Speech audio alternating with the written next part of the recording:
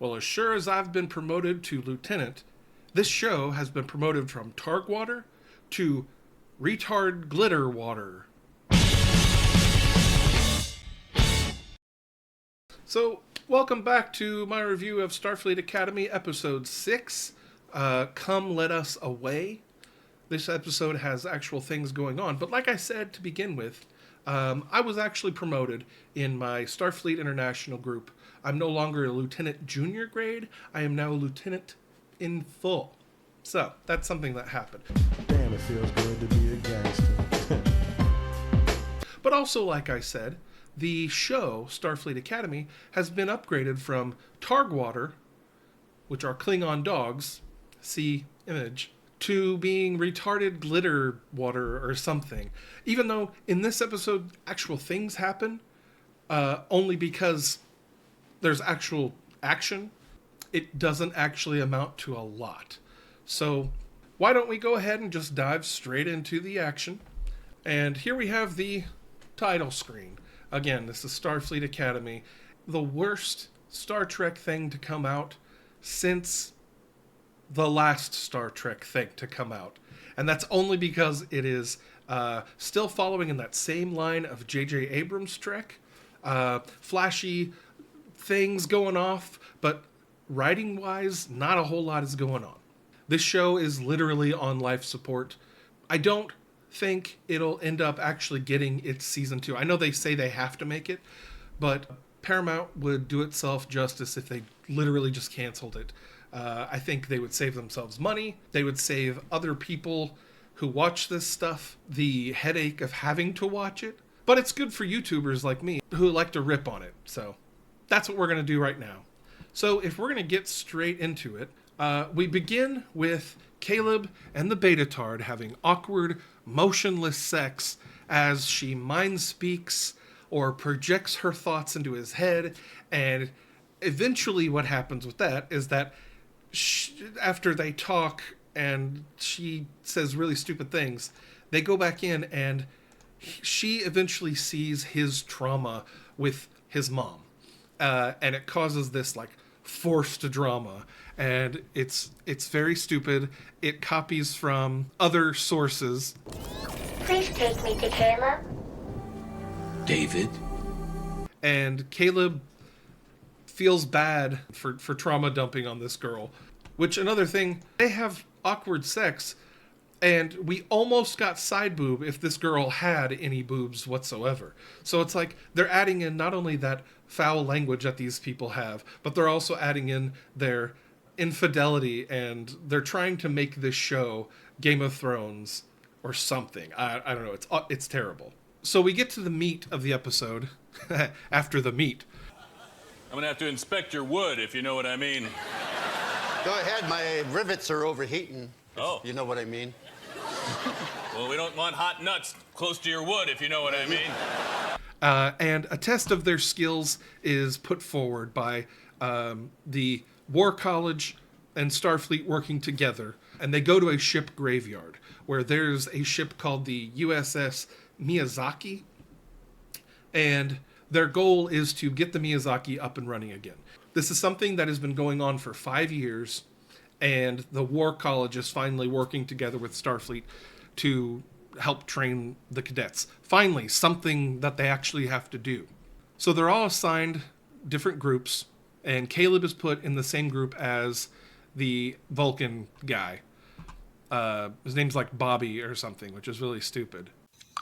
Oh, dang it, Bobby. So they go over to the Miyazaki, and Caleb ends up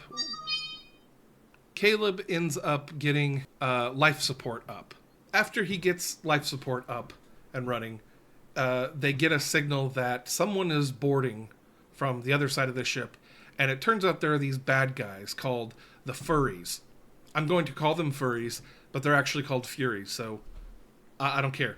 The Furries demand 30,000 Latinum, or they'll start eating the students. And they give this arbitrary number of 5 hours. Also, everybody gets their own little role. Caleb, he's on the ship. Genesis and Darem, they are assigned to the bridge. And Genesis gets to be, on a console. They all make eyes at each other, even though they're all gay.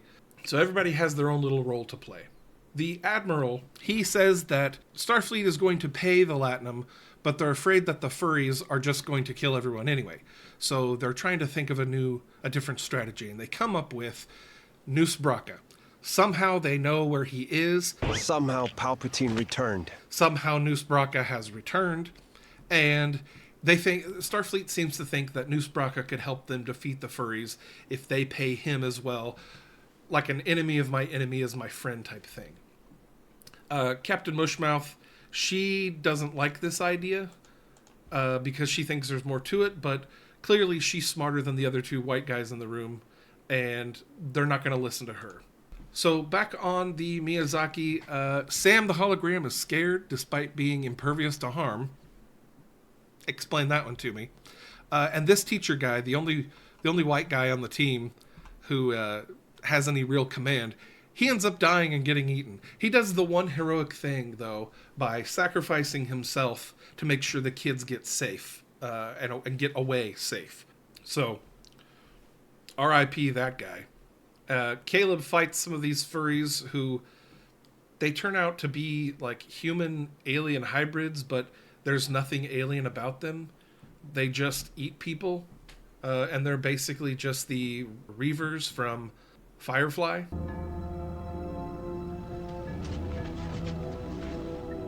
Reavers? You never heard of Reavers? No, campfire stories? Men gone savage on the edge of space, killing? They're not stories. What happens if they board us? If they take the ship, they'll rape us to death, eat our flesh, and sew our skins into their clothing. And if we're very, very lucky, they'll do it in that order. So once again, it's Alex Kurtzman stealing from other media. So they make it to the bridge of the Miyazaki, and the Vulcan kid talks about how the sacrifice of the white guy commander dude who died, he ends up giving the quote that Kirk and Spock had together, where Spock said that the needs of the many outweigh the needs of the few or the one. Logic clearly dictates that the needs of the many outweigh the needs of the few. Or the one. As if that would mean anything hundreds of years later. It's almost like there's no respect given to Spock whatsoever for actually having said it. And it really doesn't apply to this anyway, because it was a teacher protecting the students. Which brings up something that I don't understand. Why wasn't this just a simulation in their holodeck? Like, I understand going to an actual ship and working on it, but their holograms can project literally anything. And they're putting these kids in an actual dangerous situation. They did something similar like that in the previous movies where they thought it was real. And even in The Next Generation, when Wesley goes to Starfleet Academy, he has to face his greatest fear. And none of these people would pass because all of their fears get to them in this. It's just very haphazard and more of a reason why this show is not up to par with what came before. So Caleb and Sam try to get the computer back up because the computer's been offline for like 100 years or something, and the furries start breaking in the room. And meanwhile, the Admiral, the War College guy, and the Captain Mushmouth, they all agree to call Noose Braca to see if he can help them. On the Athena, they're all starting to panic because their friends are in danger.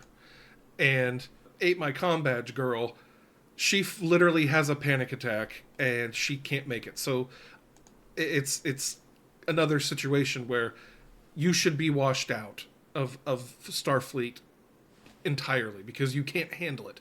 Not only do you eat things that are inedible somehow, but you can't even handle your first brush with danger. So our hero returns. Noose Braca is back to save the feminist matriarchy that is Starfleet. He agrees to help Starfleet only if they will stop giving dilithium to a planet that is cutting into his profits.